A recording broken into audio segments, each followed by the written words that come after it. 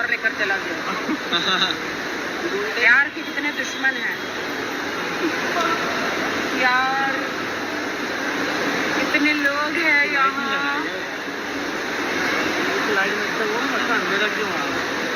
अरे थोड़ा रुक जाते हैं। रुक जाते लाइट। ओके ओके रुक जाते हैं। चलो तो जाओ। जीतते हो। आदिल को पसंद है कि मैं हर वक्त चीज ब्रांडेड पहनूं, वर्साचे के जूते और आपके शूज भी बहुत। विक्टोरिया सीक्रेट का पर्स, मोबाइल, आईफोन ब्रांड। मैं पहले ब्रांड नहीं पहनता आप तो हो ही। क्योंकि मैं खुद एक ब्रांड हूँ। वही तो बोला मैम, आप तो हो ही। इंस्टाग्राम। हाँ, मैं ये सब ब्रांड पिला के आदिल तो मुझे पहनता है because I am a brand. कितना मिस किया था आदिल? तू क्या देख रहा है? हलवा पूरी बताएगा। भीड़ क्यों लगा के रखते हैं?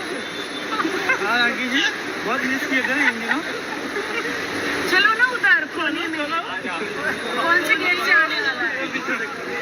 आने कौन से गेट से वाला है? सी बोला था। सी में इधर इधर ये गेट से। मैम आप वहाँ पे आ जाइए, आपको सेफ रहेगा।